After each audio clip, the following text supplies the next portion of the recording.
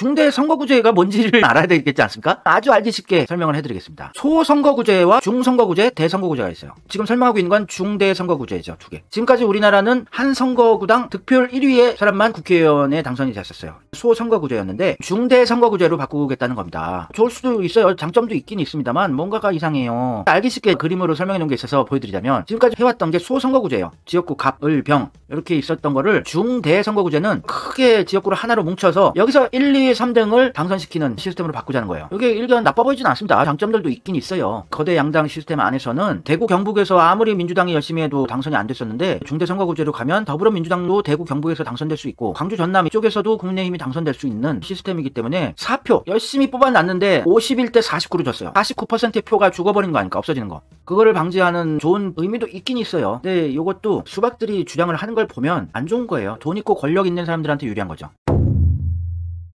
강남구가 갑, 을, 병 3개로 나눠져 있어요. 지역구가. 근데 지금까지는 각 지역구에서 1등한 사람들만 국회의원이 됐었는데 강남을 하나로, 갑, 을, 병을 하나로 해서 1, 2, 3등을 뽑는 거면은 사표가 사장되지 않고 한다는 건데 강남구의 경우에는 갑, 을, 병 중대선거구제 하나로 뭉쳐도 1, 2, 3등이 다 국민의힘이네요. 그거는 별 의미가 없는 거고 중대선거구제는요. 개헌을 할 건 아니고 공직선거법 개정만으로 개편이 가능한 거예요. 국회의원들을 잘 설득하면 충분히 가능한 건데 내각제 개헌을 하자고 갑자기 김진표, 윤석열이 들이밀면 저항이 심하니까 국민들을 호도하고 국회의원들한테 달콤한 사탕을 주면서 내각제로 가기 위한 빌드업을 시작을 한 거예요. 완연히. 뭔가 수박 스멜 나는 사람들은 다 중대선거구제를 하됩니다. 김동연 경기도지사. 정치 기득권 깨는 선거제도 개혁이 시급하다. 여야 정치권이 결단해야 된다. 중대선거구제로 바꾸자고 하는 사람들은 거의 대부분이 수박이나 적폐들이에요. 조심하셔야 되고 이걸 주장하는 사람들은 우리가 압박해 나가야 돼요. 김동연 씨도 이재명처럼 완전 흑수저 출신입니다. 상고를 나와서 은행에 취업을 했는데 은행에서 머리는 좋은데 일도 잘하고 대학을 안 나왔다고 엄청 무시를 당했대요. 그래서 야간대학교 있죠. 지금은 서경대학교인데 예전에 국제대학교라는 데가 있었습니다. 국제대학교 야간을 다니면서 졸업장을 따고 근데 야간대학교 나왔다고 또 무시를 하니까 서울대 대학원을 들어가 버립니다. 그리고 미국 유학까지 가서 흑수저 출신이었지만 출세하면은 다 보수가 되는데 그런 길을 걸은 거죠. 김동연도 흑수저였다가 출세해서 어렵게 차지한 위치를 놓치지 않기 위해서 강렬한 보수가 되는데 관료하면서 꽃길 걷고 진보 쪽에도 잠깐 줄을 서서 계속 고위 관료하고 경기도지사까지 하고 이 사람 친문 계열이고 친이낙연 계열이에요. 이재명은 변하지 않았죠. 흑수저일 때 그 마음 그대로 지금도 살고 있습니다. 스스로 가시밭길을 선택하고 그래서 제가 이재명을 존경할 수밖에 없는 거예요.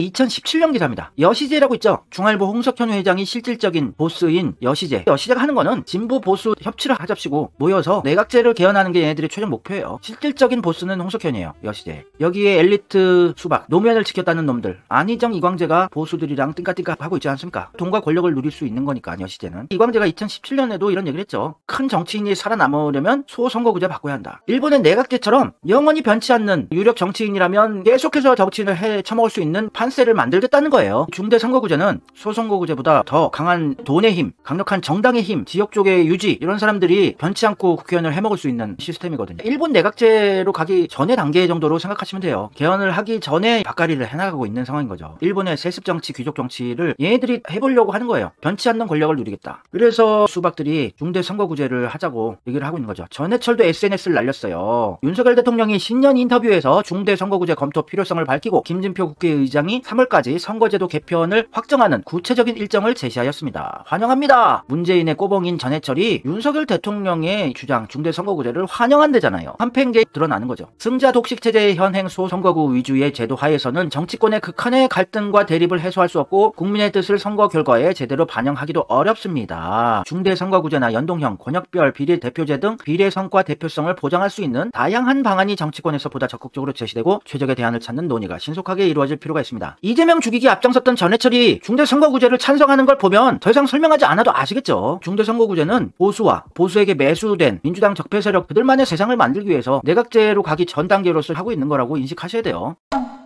이재명 죽이기 엄청 열심히 하는 휠체어 타고 다니는 이상민 의원이라고 있죠. 2016년부터 이런 주장을 해왔습니다. 의원 내각제, 중대선거구제 개헌 주장. 야, 역시나 내각제를 예전부터 주장해왔고 적폐 세력들과 한패가 된 민주당 세력 세력들이 지금도 다선 의원을 하면서 권력을 누리고 있고 중대선거구제를 주장하면서 종국에는 의원 내각제를 완성시키고 싶어 한다. 역시잖아요. 역시. 2016년부터 이상민도 주장해 왔었던 중대선거구제를 2022년 10월 4일 몇 달 전에 또 이렇게 대표로 이상민이 발의를 했어요. 중대선거구제가 포함된 정치개혁 4개법을 대표 발의한 겁니다. 이재명을 왜 죽이게 했는지 느낌이 오시죠? 이상민이 이렇게 까댔을까. 10월 달에 지역구를 현행 1인 소선구제에서 4 내지 5인 중대선거구제로 개편을 하자. 역시나 평생 헤쳐먹을 수 있게 되는 거예요. 중대선거구제가 자리를 잡으면 일본처럼 세습까지 가능한 세상이 올 수 있습니다. 다 문재인 때문이에요. 또 국민의힘의 김태호 씨도 2020년에 이런 얘기를 했었죠. 대선 후보 될 줄 알고 설치던 시기가 있었는데 내각제, 중대선거구제 도입해서 진영 논리를 극복해야 된다. 뜻은 좋아 보여요. 진영 논리 극복하고 양당 체제의 문제점을 지적하면서 민주적인 척 하는 건데 국민의힘 김태호도 이런 주장을 했던 거 보면 중대선거구제는 하면 안 되겠구나 아시면 되겠어요.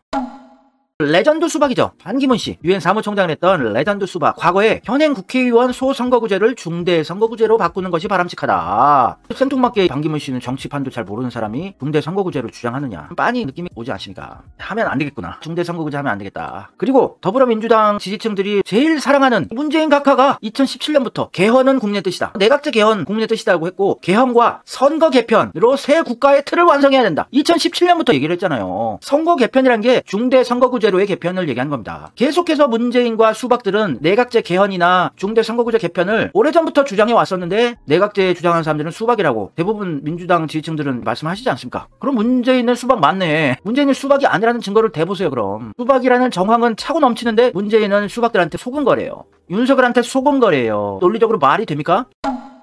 국회의원들은 대부분 내각제나 중대선거구제를 찬성하는 스탠스예요. 민주당 의원들도. 2017년에 문 대통령 개헌과 선거제도 개편 불지폈지만 선거제도 개편하자고 주구장창 얘기했던 게 문재인입니다. 근데 이재명은 반대하고 있죠. 내각제도 반대하고 있고 중대선거구제도 부정적인 의사를 표현하고 있습니다. 중대선거구제 도입에 대해서 제3의 선택이 가능한 정치 시스템이 바람직하다는 말을 과거에 했었는데 그 방식이 중대선거구제여야 한다고 생각하지 않는다. 이재명은 내각제 반대, 또 중대선거구제도 반대하는 스탠스예요. 조국, 추미애도 내각제는 반대하는 스탠스죠. 내각제 반대하면 다 담궈버리는 거예요. 중대선거구의 장점이란 게 사표가 감소하고 군소정당, 소수당의 원내 진출이 용이하고 전국적 인물 당선 가능하고 인물 선택 범위가 넓어진다. 뭐 이런 게 있긴 있는데 엄청나게 군소정당들이 말도 안 되는 게 막 생기는 거예요. 수박당, 사과당, 참외당, 정의업당, 별의별 당들이 무진장하게 생기고 정치판이 개판이 되는 거예요. 그걸 노리는 겁니다. 일본도 그렇게 열림 내각을 구성하고 그런 건데 중대선거구의 단점을 보면 군소정당이 난립할 시에 전국이 불안해져요. 개판이 되는 겁니다. 바보당, 정의업당, 별의별 당이 생기는 거예요. 생기면은 전국이 불안해지고 그래서 열림 내각을 하게끔 하는 전 단계라고 보시면 돼요. 중대선거구제가 군소정당을 난립하게 만들고 제대로 된 정치 후보의 정책이나 공약이나 이런 걸 읽어보는 게 아니라 일본처럼 장난스러운 쇼를 하려고 나오는 후보들 생기게 되는 거고 열림 내각을 구성하게끔 하는 게 중대선거구제인 거예요. 후보자의 인물을 파악하기 곤란해지고 투표율이 낮아진 거예요. 일본과 같은 나라를 만드는 게 중대선거구제의 단점이죠. 일본은 1928년부터 중대선거구제를 했었어요. 93년까지 했는데 1928년부터 중대선거구제로 지역 토호 세력들이 자민당 출신의 지역의 유지들이 대를 이어서 계속 국회의원을 할 수 있는 토대를 만들어버려가지고 걔네들만의 카르텔이 형성됐다 해서 93년에 중의원 선거는 소선거구제로 다시 돌아왔습니다. 중대선거구제를 버린 겁니다. 30년 전쯤에. 군소정당들이 난립을 하면은 오히려 돈 있고 세력 있는 유지 토호 세력들이 계속해서 안정적으로 할 수밖에 없죠. 집안 대대로 해먹을 수 있는 제도입니다. 부산 사상구의 장재원이 아들 노엘 한테 지역구를 물려주는 막장 파티 사태가 발생할 수 있는 거죠. 그 기반이 되는 게 중대선거구제고 내각제다. 일본처럼 되는 거예요. 가와이 요스케라는 사람 지사 후보로 이런 사람들이 전국에서 수백 명이 나타나서 당을 만들고 정말 실력 있는 정치인들은 제대로 파악을 못하고 정치에 아예 관심을 잃어버리게 되는 일본과 같은 나라를 만들 수 있는 그 시작이 중대선거구제예요. 고토 테루키가 명한다. 나에게 투표해라. 이런 사람들 나오는 거예요. 근데 이 사람 생각은 공약이나 이런 걸 보면 제대로 했습니다. 고토 테루키가 이런 의상으로도 포스터를 만들었었는데 이 당 이름이 베이스크 인카모토예요. 베이직 인컴당. 기본소득이죠. 기본소득당에 기본소득을 제공하겠다. 캐슈레스. 현금이 없는 세상을 만들겠다. 페파레스. 종이 없는 일본을 만들겠다. 한꼬레스. 도장 없는 세상을 만들겠다. 온라인카. IT. 온라인화 시키겠다. 디지털화. 마스크를 의무화하겠다. 백신 선택할 수 있게 시스템을 만들겠다. 플러스 시고 초긍정적인 사고 매달 7만엔 70만원 기본소득을 지급하겠다. 이 사람은 우리나라 귀화시켜서 이재명 밑에 써야 되겠네. 지바현의 혁명아. 지바현 지사로 나왔던 사람인데 생각은 제대로 돼 있어요. 어쨌든 캐릭터가 좀 독특하다. 이런 사람들이 계속 양산되게 된다는 얘기예요. 이런 인간도 막 나오게 되죠. 코로나는 그냥 감기일 뿐이다. 히라츠카 마사유키. 백신은 위험하다. 마스크를 벗자. 이런 걸 주장하던 국민주권당, 이상한 당들이 계속 생기게 되는 거예요. 허경영 비슷한 캐릭터들이 전국에 난립하게 되는 상황이 오는 거예요. 이러면서 국민들은 정치에 관심을 잃어버리게 되고 내각제를 할 수 있는 당위성을 설명하기가 쉬워져요. 중대선거구제로 하게 되면은. 또 이 아저씨는 선거에 나왔던 사람인데 이 사람의 공약이 도쿄도지사 고익계 유리꼬라고 있잖아요. 유리꼬랑 결혼하겠다가 공약이었어요. 예를 들어서 제 공약은 나경원 씨와 결혼하기입니다. 이런 얘기를 한 거예요. 특이한 놈들 다 나온 거예요. 폭력단 출신, 닉네임이 스파 크레이지군이에요. 슈퍼 크레이지군. 니시모토라는 성이 있는데 도쿄 도지사 후보에 나왔던 불량배 같은 사람입니다. 일본은 앞에 나서겠다, 내가 사장이 되겠다, 내 가게를 경영하겠다는 마인드가 굉장히 약해요. 나서지 않는 스타일이 강한데 한국 같은 경우에는 내가 스스로 왕이 되겠다, 이런 성향이 더 강하기 때문에 이상한 사람들이 더 난립할 가능성이 높아요. 슈퍼 크레이지군이 근무했다는 가부키 쪽 입구의 모습이에요. 호스트클럽, 일본 전국의 메카, 여기에 엄청나게 많아요. 수백 군데가 있고 종교가 만드는 당도 나오는 거예요. 일본의 공병당이 창가학회라는 종교단체를 기반으로 생겨난 정당이죠. 일본의 자민당과 열림내각을 구성해서 강력한 권력을 차지하고 있는 게 공명당이죠. 신천지 당도 나올 겁니다. 별의별 당 다 나올 거예요. 슈퍼 크레이지군이 니시모토라는 성인을 가지는 사람인데 34세고요. 직업은 스스로 가수라고 했는데 뭐 대단한 노래는 없고 일본 미야자키시 출신이고 아버지가 야쿠자 출신이에요. 야쿠자. 10대에는 3번 폭주 행위로 합계 5년간 소년원에 갔다 온 사람입니다. 최종 학력 중학교 졸업. 20대 때 상경에서 가부키 쪽에 크라브라고 있어요. 여성 종업원이 일하는 술집이죠. 한국의 룸사롱 정도라고 해야 될까요? 거기 크라브 종업원이나介護, 복지시설이라고 해야 되나? 이런 데서 일을 했었다. 이런 사람이 도쿄 도지사 선거에도 나오고 개나 소나 다 나오게 되는 세상이 되는 거예요. 중대선거구제를 하게 되면 그게 내각대로 가는 한 스텝이기 때문에 슈퍼 크레이지군은 귀엽게 생겼습니다. 자기의 검정색 벤츠에다가 이렇게 선거운동을 하고 다녔어요. 검정색 벤츠 큰 거를 타고 다니면 일본에서는 야쿠자나 양키, 건달이다라는 이미지가 굉장히 강해요. 검정색 벤츠를 타고 선거운동을 했다. 또 도쿄 도지사 선거에서 떨어져서 시의원 선거에 나왔던 거죠. 912표로 사이타마현 토다시 의원에 당선이 됐어요. 이런 놈이 정치판에서 설치면 정치 자체가 코미디가 되고 사람들이 진지하게 정치를 안 바라보고 별로 관심이 없어지는 거예요. 912표도 순위로 등수 안에 들면은 당선이 되는 거예요. 예를 들어서 강원도를 중대선거구로 한다고 칩시다. 선거구제를 다 뭉쳐서 50명 국회의원을 뽑는데 지역구별로 하는 게 아니라 1등부터 50등까지 뽑는 거예요. 그러면 앞에 후보들은 40%, 38% 이렇게 크게 뽑지만 나중에 50명까지 가서는 1%, 0.3%도 50위 안에 들면은 국회의원이 된다는 얘기예요. 극단적으로 알기 쉽게 설명을 해드린 겁니다. 세력이 있는 정당 의원들은 변치 않고 계속 국회의원을 해먹을 수가 있고 912표면은 야 정교회장 선거 때 저도 몇천 표를 받았던 기억이 나는데 나라가 혼란스러워지는 거예요. 정치에 관심을 잃게 되고 일본의 의석을 가지고 있는 정당들이 9개가 있어요. 우리나라는 의석을 제대로 가지고 있는 정당이 2개나 3개죠. 더불어민주당, 국민의힘, 정의당 정도인데 중대선거구제를 하면 온갖 정당들이 난립을 하게 되면서 정당 수도 무진장 많아지고 정당 수가 많아지는 거는 좋은 면도 많아요. 저는 다당제는 괜찮다고 생각을 합니다만 중대선거구제는 영 아닌 것 같아요. 자민당, 공명당 둘이 한패죠. 열림여당이고 입헌민주당, 국민민주당, 일본 공산당, 사민당, 일본 유신회, 레와 신생구미, 야마모토 타로라고 하는 개혁파 정치인이 활약하는 정당이고 NHK 국민을 지키는 당, 의석수를 가지게 되는 거예요. 많은 정당들이. 중대선거구제를 찬성하는 민주계열 유튜버들은 의심스러운 눈치로 바라보셔야 돼요. 이게 일본의 내각제로 가기 위한 빌드업 과정입니다. 나라를 개판을 만들고 정치판에 관심을 잃어버리게 만들고 또 거대 정당 출신 의원들은 변치 않고 의석 차지할 수 있고 세습 정치 같은 게 일본처럼 늘어나는 거예요. 세슈라고 하는데 세습.